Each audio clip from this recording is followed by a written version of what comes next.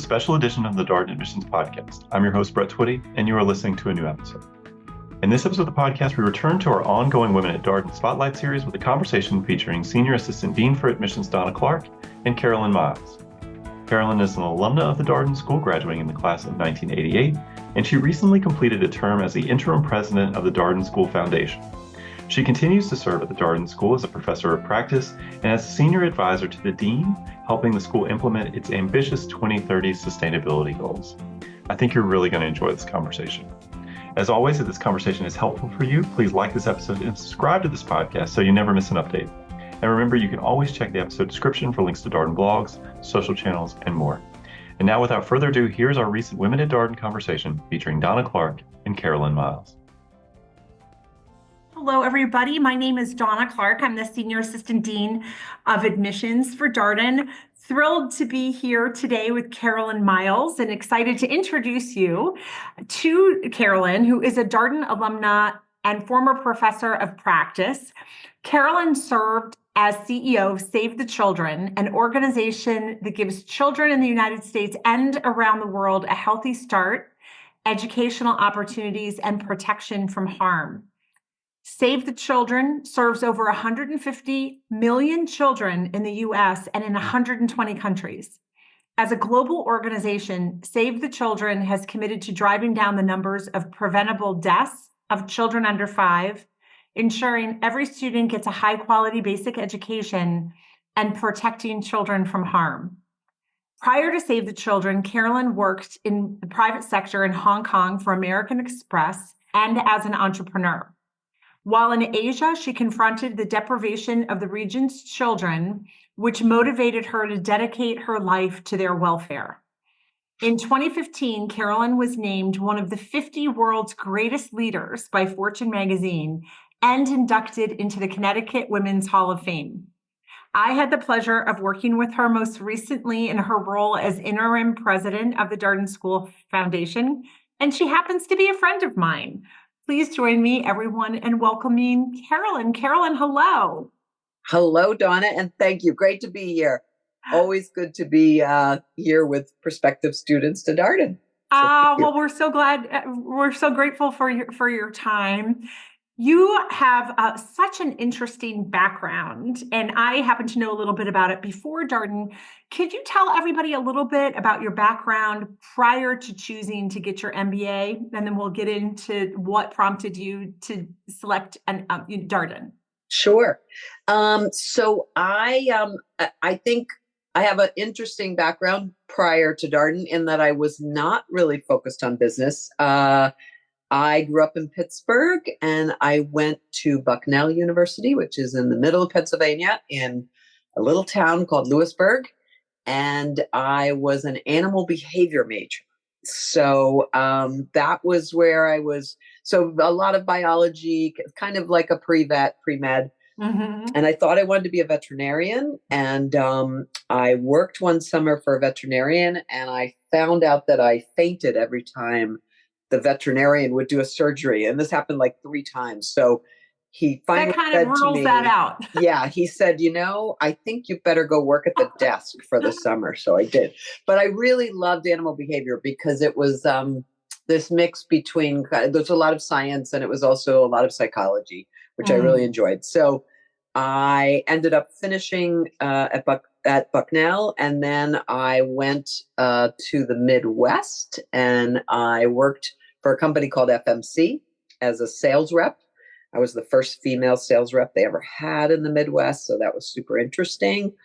And I remember speaking to my boss at the time, and I was like, I really love marketing. That's kind of what I really like. And I like to think about why people do the things they do. And he said, well, you could work your way up in sales and it would probably take you 6 or 7 years, or you could go back to business school. And I was like, oh, interesting. So I started checking out business schools, and that's led me to Darden after really a lot of soul searching and thinking about where did I want to go and what did I want to do.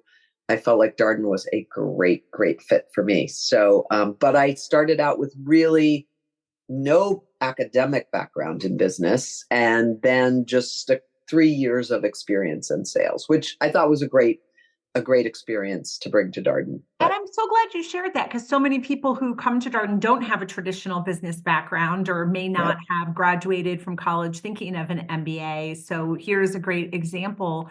What were some of the factors that led you to choose Darden specifically? What were you looking for, and what was it about Darden that attracted you to accept the offer of admission here? Yeah, I think it was a couple things. I mean, I had actually looked at UVA as an undergrad, and I remembered how much I loved Charlottesville. So I was already kind of predisposed, I guess, to think about the area and the part of the country. But it was really the case method, I have to say, that sold me on Darden. I am someone who really learns the best by kind of experiencing something. Mm-hmm. And I think that is very much what the case method is about. It's about experiencing business problems and business challenges. And that for me is a great, great way to learn. I also felt like it was a good fit because Darden is about general management. And so it's not about, because my background was not, I wasn't heavy into finance or marketing or any of those things. Again, my business experience was just the time I had outside of, college working. So I really felt like a general management focus was very good for me. Darden really forces you to take classes in all different disciplines. And I actually liked that because I thought that was a good thing for me to get that breadth of experience in business and to understand. I thought I liked marketing, but I really wanted to experience operations and finance and organizational behavior and all the kinds of things that Darden gives you the opportunity to do. So And that makes so much sense with you having gone to such a good liberal arts school and had that holistic perspective of business and all the functional areas and the exposure to all the industries. Yeah.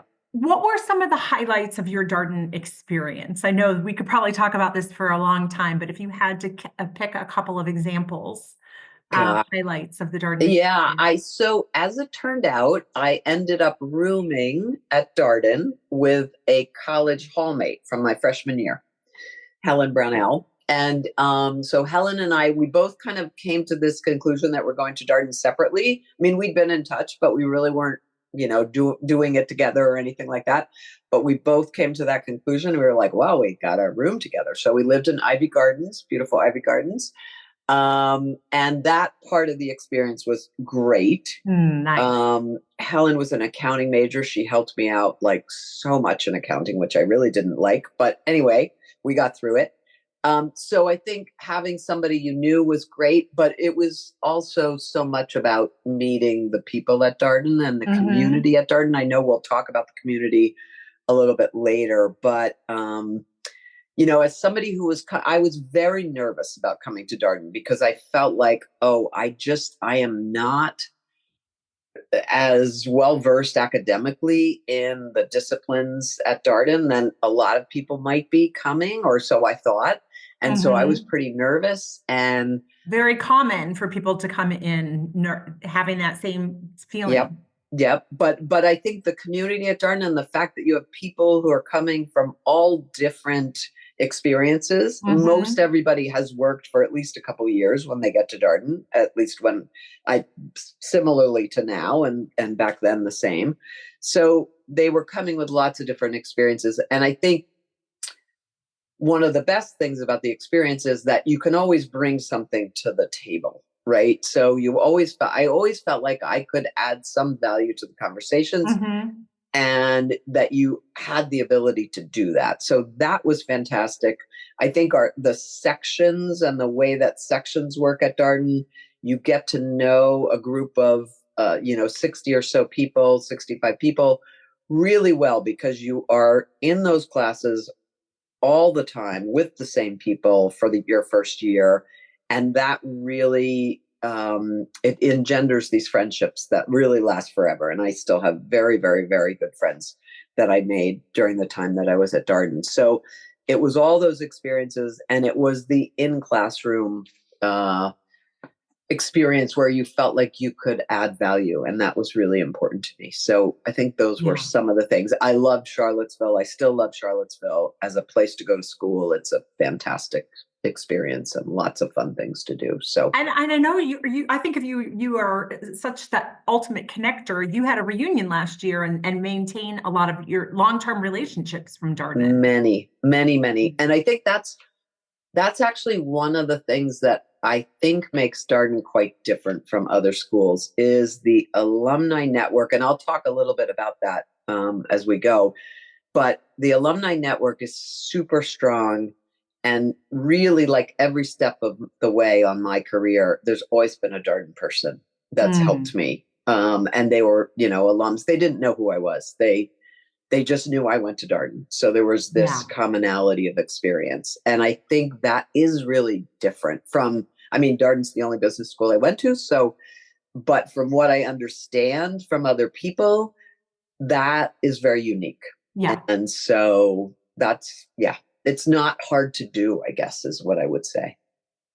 You mentioned, well, I'll just jump ahead because you mentioned the Darden community, and Darden is so well known for its community. Can you talk a little bit about your experience first as a student Yes. and how you experience the Darden community? Yeah.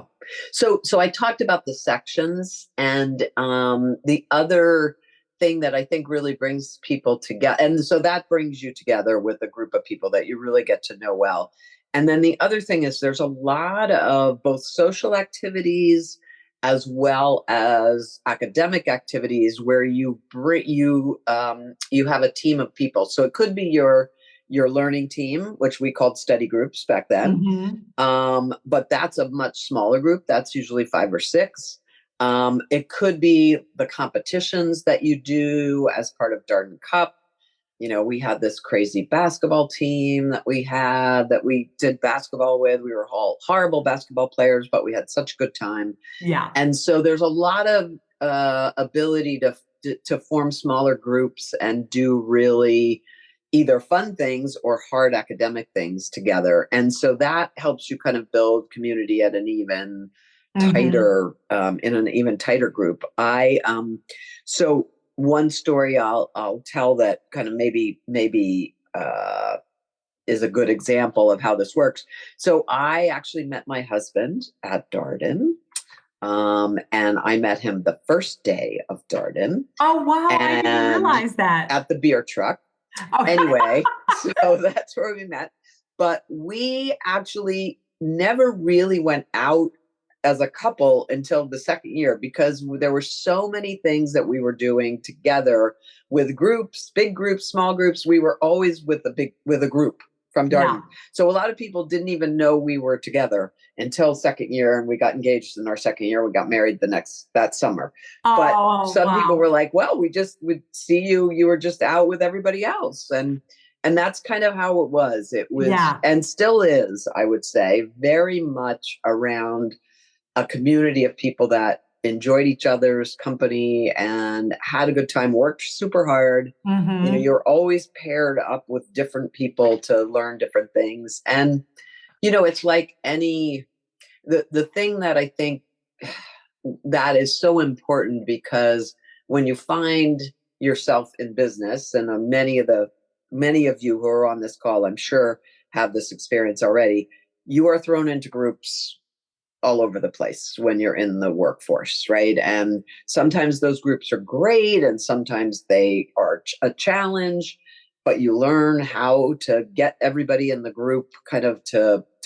go in the same direction, right? They can be hard, they can be fun, they can be easy, they could be, tough, but working in groups is what you're going to be doing in your work life. And I think so much of Darden is about that.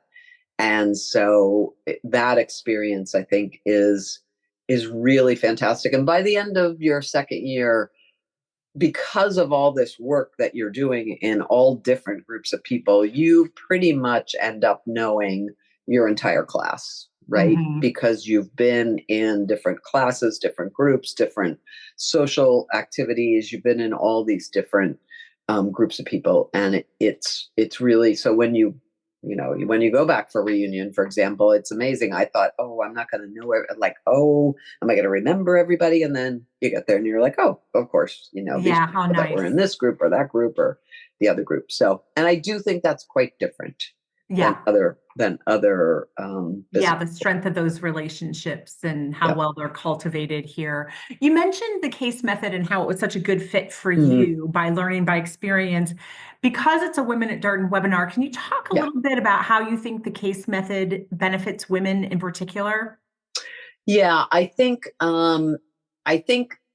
it benefits women, and I think women have to be ready for the case method. So one of the things I would say is that I mentioned this before, that everybody has value to add Mm-hmm. in the case method. So, you know, I remember taking a class in finance. And again, my background was not in finance. And that was something that I really had to work hard at understanding finance. And it was super useful for me later in my career. But I could also bring into that finance case the other experiences that I had, because what case method makes you realize is that business is about human interaction, right? It's Mm-hmm. about people and it's about people interacting and making things happen, right? It's not just about kind of the numbers on a page, right? And the cases are about the numbers on a page, but the people that have to either convince somebody about what the numbers on the page Mm-hmm. mean, or what actions you should take because of the numbers on the page. And that's about people. And Mm-hmm. so oftentimes you can bring other experiences into something. If somebody's uneasy about taking forward this business case, for example, right? You have those experiences in your own business experience to say, well, this person, they're probably feeling like this, and maybe what they need to do is go talk to this other person who can help them be more confident in those numbers, right? So I think that the case method is really good at being able to bring everybody's experience to bear. Mm-hmm.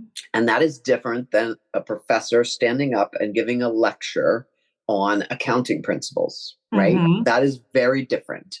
And for me, that was a much better way to learn, and enabled me to participate in those discussions in a way that I think in maybe a more traditional classroom I would Yeah. not have been able to do. Well, one of the things that I hear a lot of people say too is it's just so engaging that's a Yes. pleasant surprise for people, how engaging the Yep. conversation is. Yeah, very much so. And I think, maybe shifting a little bit to the professor side, one of the things that I did not probably appreciate as much before I became a professor at Darden, was how difficult it is to orchestrate the conversation. Mm-hmm. Because it seems like when you're on the student side, it seems like students are just kind of all over the place and they're throwing in ideas, and people are, saying things that are the opposite of what the other person said. And the professors at Darden are extremely skilled at bringing those principles and the things that they want you to learn from the discussion kind of back around, so that you Mm-hmm. really are learning the principles and the theories of what the professor is trying to teach you. And it is a lot harder than I think it looked from the student side. I was going to much ask better you about that appreciation. later, but I'm going to just do it now since it's coming Yeah. up kind of organically.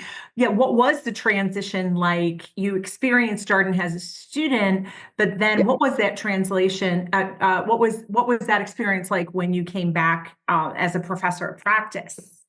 Yeah, I think, as I said, I got a much deeper appreciation for how difficult that is to do, and how you really have to think through kind of where do I want us to end this Mm-hmm. class? And then how do I work backwards to make sure that I'm asking the right questions? So when you prepare a case for Darden, you'll have a case to read, and it will have, could it be anywhere from 3 or 4 pages to 25 or 30 pages.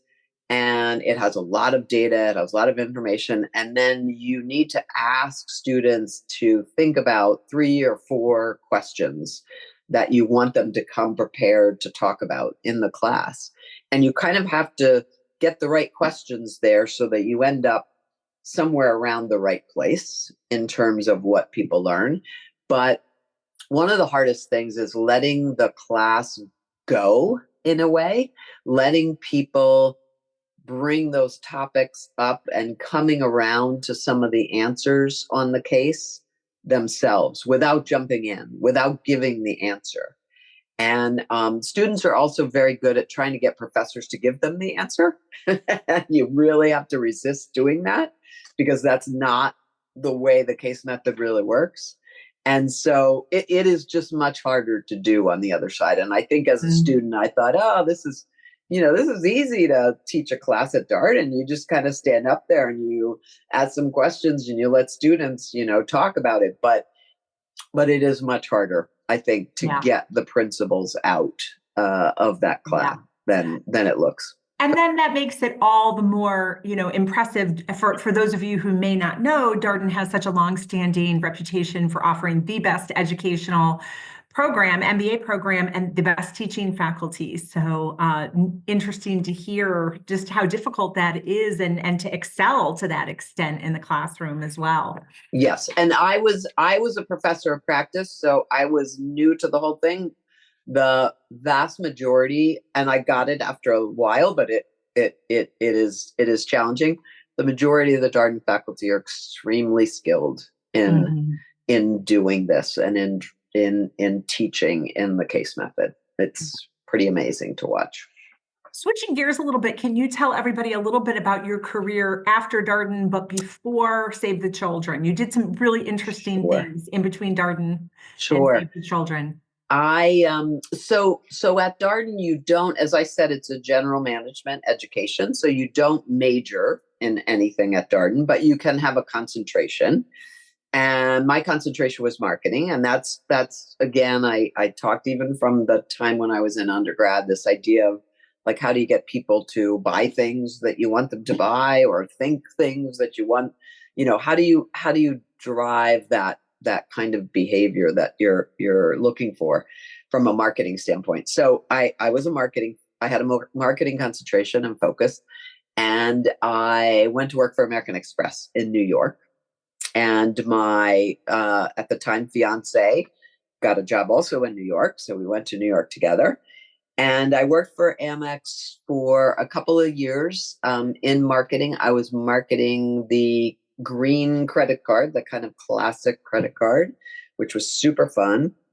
And I had an opportunity with Amex to go internationally with Amex. And this was a program, they don't do it this way anymore, but it was a fantastic program. They basically picked 5 people who were in New York, and they picked 5 people internationally. And you didn't switch countries, but those 5 came into New York, and the 5 in New York went somewhere. But they didn't really tell you where they were going to go. You were going to go. So they said, do you want to do this program? And I said, well, where would we go? And they said, well, we can't tell you. And I was like, okay. Wow. So here's a lesson I would pass on. So I went to my, by then he was my husband, Brendan. And I said, do you want to go work internationally? And he said, well, where would we go? And I said, well, I don't know. And he said, okay. So lesson number 1, when you decide you're going to have a partner or a spouse, you need to make the choice of the person who's ready to support you no matter what. And he was such an important decision, such an important thing. So, and it turned out to be a fantastic experience. So I did find out a week before we were going that I was pregnant with our first child. So that was great, but not really planned so much, but it turned out to be fine. So we went to Hong Kong in the end, and it was a great experience. So I worked for American Express there for about 3 years, and my husband was working for Citibank, and we had a fantastic time in Hong Kong. And then I decided I had my second son. So I had my 2 sons in Hong Kong.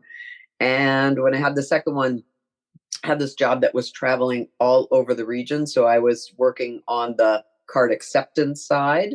So I was calling on hotels and airlines and setting up frequent flyer programs and all sorts of very cool stuff. But I decided it was really a lot of travel with two little kids. And so I decided to join my Darden classmate, Tom Neer, who had started a coffee business in Hong Kong. And so he said, hey, why don't you come? He had one shop. Why don't you come? Because I really want to kind of really make this a chain of coffee shops in Hong Kong, and you can be the marketing person. And I was like, okay. Yeah. So I left American Express. I joined Tom, and we, over a year and a half, we opened 27 Wow. Pacific Coffee Company locations. And it was Wow. crazy, crazy, crazy. And I wasn't really just the marketing person. It was whatever, because it was the two of us. And we had a fantastic experience. And Pacific Coffee Company, if you look it up, it's now, we do not own it anymore. We sold it, but it is now 450 locations, I think, across China, Hong Kong, Singapore.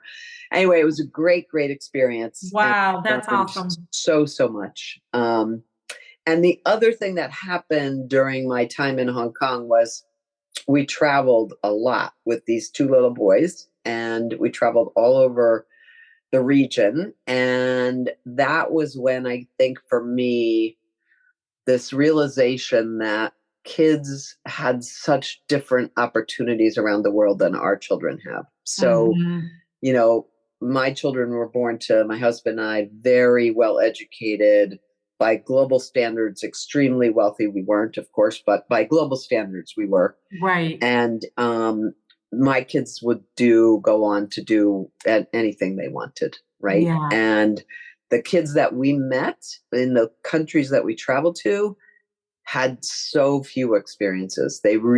Opportunities. A lot of them were being born into poverty. They would not be able to leave those places. And I saw that in many, many of the countries that we traveled to. And I've heard you tell this very poignant story about, I believe it was in the Philippines, yes. And kind of a moment when a light bulb went off for you. Can you share that story? Sure. So that was, and I actually just recently went back to the Philippines this past fall, which was a great trip. But we were traveling as a family to the Philippines. We were on vacation, and we drove. If anybody on the phone has ever done this, you drive from the airport to Manila, and you drive through a lot of very, very poor communities on the way. And I know exactly what you're talking about. I've been there. So on either side of the highway is very, very poor communities. And we had stopped at a stoplight, and I had my son, at that point, Patrick, my second son, was probably about 6 months old, and I was holding him. And we stopped at a stoplight, and there was a woman with a baby who was basically the same age, I'm sure, as Patrick. And she was begging at the window. And on both sides were these very poor communities, just basically shacks, and lots of kids and people begging. And I looked at her, and she looked at me, and my thought was, this child that I held in my arms was going to have every opportunity. Right. And the child that she held in her arms would have very few opportunities, most likely, and would grow up in this very poor community, and probably live there and have their own children there. And that's where they would be. And so that was a moment when I really thought about, there must be different things that are being done for children to give them different opportunities. And so I started doing nonprofit work in Hong Kong, and as a volunteer. Yeah. And when we came back to the US, I said, this is really what I want to do, at least now, while my kids are young, and I want to, find the opportunity to do that. And so, again, a Darden person introduced me to people at UNICEF and Save the Children and other big nonprofits that were focused on children. And then I think it was fate. There was a job that was very much aligned with the skills that I had. And I was able to join Save the Children. And honestly, I thought I would be there for maybe 5 years or so when my kids were getting to school age. And we had then adopted a little girl from Vietnam at the same, within a couple of years. But I thought I'll go back to business, but I didn't. I ended up there for 22 years. Can you tell everybody about your trajectory at Save the Children? I know you played a few different roles before you became the CEO. Sure. So my first role was actually very much in line with some of the work that I had done at American Express and Pacific Coffee Company. It was about bringing new donors into Save the Children, and it was using television advertising, using the beginnings of the internet. So they had a page that just sat there with their telephone number, and that was their idea of the internet. So I was like, I think we might be able to do some other things there. So I think one of the things that was really important to me, and I would say a lesson that I learned along my path, was that when you come into an opportunity, adding value was really important to me. And I felt like, wow, I have learned a lot of things, both at Darden and in my experiences the last couple of years, that I could bring to Save the Children, and I could add value. The second thing was, I think you need to be passionate about what you're doing. And I was really passionate because of my experience, I think, in Asia. I was really passionate about doing something that would help children. And then the third thing was, could I learn something? And I was going to learn a lot because I knew nothing about nonprofits. I really did not, except for my volunteer experience. But I really didn't understand kind of how they worked and how that might work. And so that first job at Save the Children was, I think, really important because I felt like even if I didn't understand quite how a big nonprofit worked, and I wasn't quite sure how you could get things done, because it was very different than the corporate or the, startup, which is the two kind of businesses I'd been in. At least I could add value because I knew a lot of things that I could bring to Save the Children. So that was my first job. And I did that for about 5-6 years. And I got more responsibility as things went on. And then I became the COO, and I worked for this current CEO, and I was able to get a very, very broad understanding of the organization. And Save the Children is a big global organization. As nonprofits go, it's very large. And so as COO, I really got to see a lot of the organization. And then after 7 years as the COO, I became the CEO. And I was there for 9 years as the CEO. So I really had very senior management experience for about 15 years while I was there, 16 years while I was there. And you mentioned how big Save the Children is, but under your leadership, I recall the resources that you were able to ascertain through fundraising was astronomical. Can you talk a little bit about that achievement?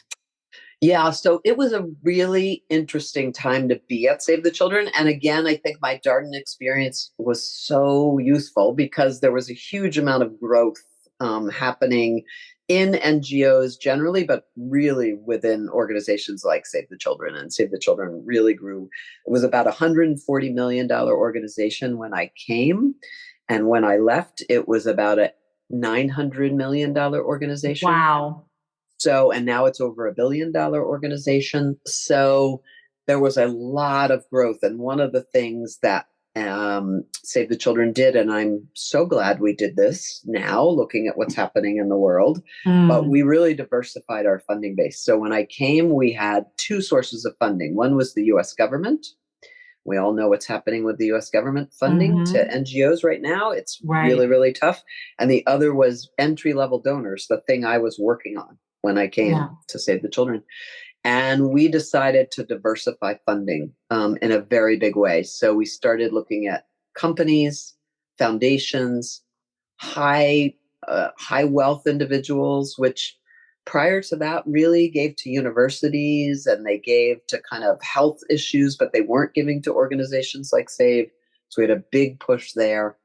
And so that was a really important part of what I was part of.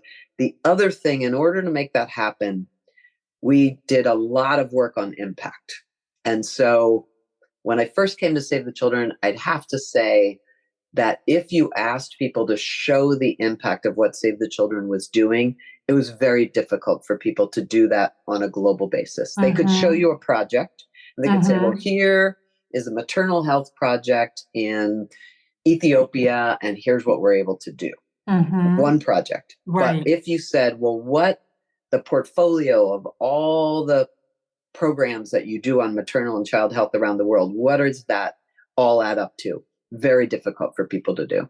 Yeah. And so one of the things that I worked really hard on, primarily as this, initially as the COO and then as the CEO, was we had to get much sharper with impact. Because if you want someone to give you $20 million to an organization, it's not going to be just trust us, we're doing good work and it's good for children. That's not what people are going to give you $20 million to do. Right. They're going to give you $20 million to change a set of countries' trajectory in terms of the number of kids that die under the age of 5. And if you can't show them that, and you can't demonstrate that over time, they're going to say, actually, we're going to go somewhere where we can understand the impact. So that was super important. And that was something that really drove a lot of that growth, was being able to demonstrate impact in education programs, in health programs for children, in programs around disaster response. And how do you actually do that? And that was a big change and a big shift. So. Yeah, the breadth and the scope is just, having spoken to you about it over the years, being involved in like you said, disaster relief, like after a tsunami and things, like the scope was incredibly broad. Yeah. And I think to be able to also say, Save the Children focuses on 3 things. They focus on saving the lives of kids under the age of 5 from preventable deaths. So that's the health piece. Education, making sure that every child that we work with in an education program gets through at least primary school, which in many countries, to get to the 6th grade, that's education. And that's what the education system is all about. So make sure every child can do that. And then go on if they're able to, but at least get a 6th grade education, and then protecting kids from harm in emergencies, particularly. And so getting sharper on what does Save the Children do versus other organizations, and how do we drive impact in those areas that we're really focused on, that I think has made a huge difference in terms of the success of Save the Children. And then attracting donors, because that's what donors want to know. They want to know, how is my investment going to change things, and how is that going to happen? And having that kind of thinking, and having the business background that I had, I think was super, super useful at an organization like Save the Children. When you think about your success at Save the Children, how did Darden prepare you for that? What do you attribute to the Darden experience that you utilized when you were in that role?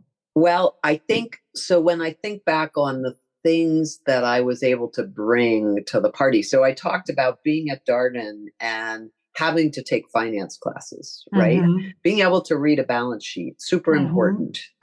And being able to understand the finances of the organization and what was driving those finances, and how, where we really were in terms of our financial health and our financial strength. Of course, we had a CFO, we had people in our finance team, but the CEO being able to actually understand those numbers and being able to engage in those conversations, really, really helpful. I think my marketing background, that's how I got into Save the Children, because I was a marketer and I understood how to develop materials that would incent people to support the organization. So that was really important. The operations background that I got at Darden. So Save the Children is a really diverse organization we have. There are programs in between 110 and 120 countries around the world. There are, 57 languages spoken among the staff. There's so many, you can't even count the number of ethnic minorities that are represented because it's all people who work in that country. So it's a very, very diverse group of people. And being able to lead an organization that has that kind of diversity, I think my Darden experience was really fantastic because it was this experience that gave you the exposure to all different people from all different places who had all different life experiences. And that was, I think, really, really important. Yeah. And, the nonprofit world is very consensus and collaborative based. So decisions get made. I mean, ultimately, people have to make decisions at the top of the organization oftentimes, but it's much more of a consensus type of environment. And so, again, Darden is that kind of collaborative, consensus-based. Yeah, you mentioned that when you were talking about your experience at Darden. Yep. So lots of threads I could pull. Right. I think of you as an incredibly loyal Darden graduate in terms of your commitment to Darden over the years, time, talent, energy, resources. What prompted you to serve? You've been were a long-term member of the Board of Trustees. Yep. What prompted you to remain so attached and involved in Darden as a trustee? Yeah. So I think a couple things. I spoke about it earlier about this connection to Darden colleagues, Darden alums, every step of the way. When I went to American Express, there was a Darden person. When I started the coffee company, it was with my classmate. When I went to Save the Children, it was a Darden person who introduced me. Right. And so that network and that, that's just been, and coming back to Darden to teach and be on the board. So those connections, I think, have been and I feel like I need to give back to the work, to the school, because those connections have been so inspirational and so important. Such palpable, great examples of the power of the Darden network and how it's played out in your life and your career. Yes, absolutely. And I think for me, I was lucky to be asked to be on the board, and that. So there were years when we were raising our kids, when they were little, that I was pretty unconnected to Darden. Really, that kind of those years right after you're connected, and then you kind of, your life just gets so crazy. So I was a little bit unconnected to the school for a little while, and then when we moved back to the U.S., I got reconnected with some of my Darden classmates, and then I was able to join the board when I was at Save the Children. So I think that really gave me the opportunity to see the school again. Some of the professors that were there when I was there were still there when I joined the board.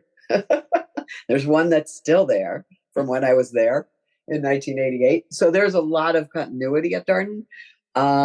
So I just got to know the organization, the school again when I came back on the board. And then, when I had the opportunity after I left Save the Children, when I had the opportunity to come back and teach, again, it gave me another opportunity to see the school from another side. So, and everyone, Carolyn came back to Darden not only as a professor of practice, but that she also served as the interim president of the Darden School Foundation, and wondering if you can talk a little bit about that role and what the Darden School Foundation does for Darden. Sure. So the foundation is super important for Darden.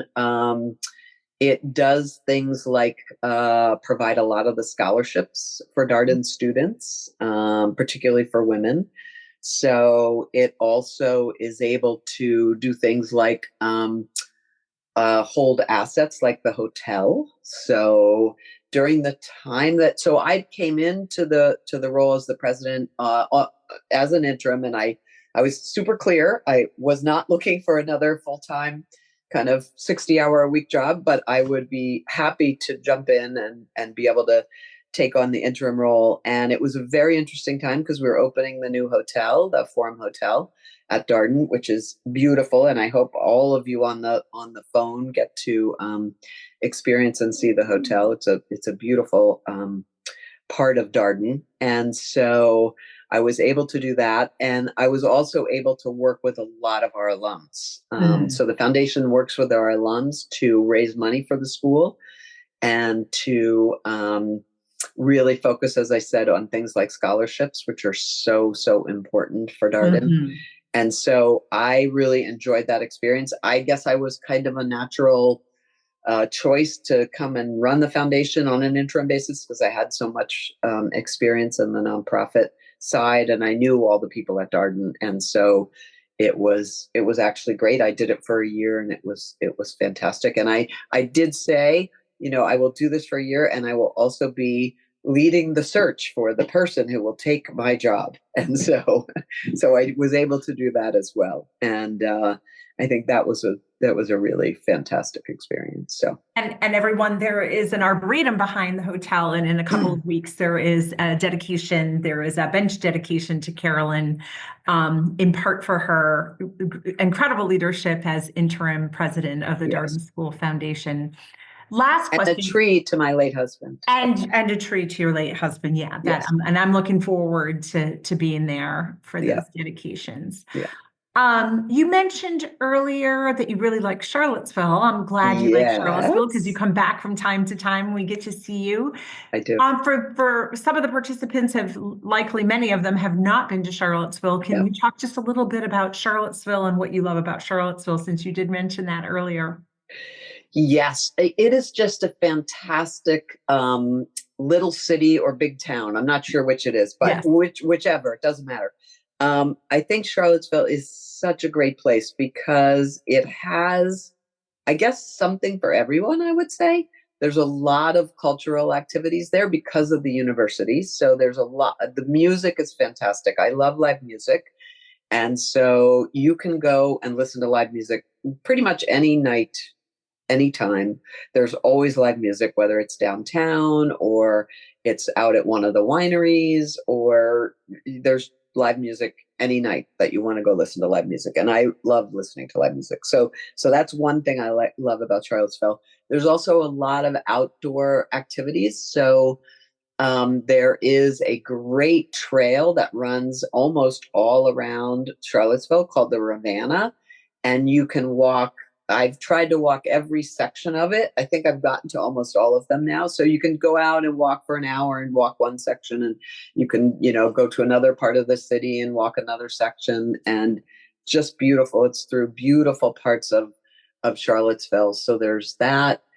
I mentioned the wineries. The wineries are fantastic. And when I was there, I have to say the wine was not very good. Right. And there weren't as many wineries then as there are now. There were only a few, and they were 50 now. They were not that good. So, but now the wineries are really, really good. So, and they're just beautiful settings. They're just beautiful places. You don't even have to drink wine. You can just go and enjoy the scenery. So that is a great thing. And there's a lot of, other cultural activities in Charlottesville. There's a lot of lectures because you have the university. You've got a lot of things that you can take advantage of, and food. It's a foodie town for sure. And so fantastic restaurants. And again, new ones all the time. And there's probably a list of like 15. You cannot go wrong picking any of them. So I totally agree. One of my favorite things about Charlottesville too. Well, thank you so much, Carolyn, for sharing your story with our prospective students and admits. It's great to see you, and really appreciate you sharing your insights and experience and how Darden has impacted you. So, you're absolutely welcome. Thank you. And that was a recent Women at Darden conversation featuring Donna Clark and Carolyn Miles. As always, if you have any comments, suggestions, requests, anything you'd like for us to cover here on the podcast, we're all ears. We can be reached at Darden, that's DARDEN, @virginia.edu. Until next time, stay safe, be well, and thanks for listening.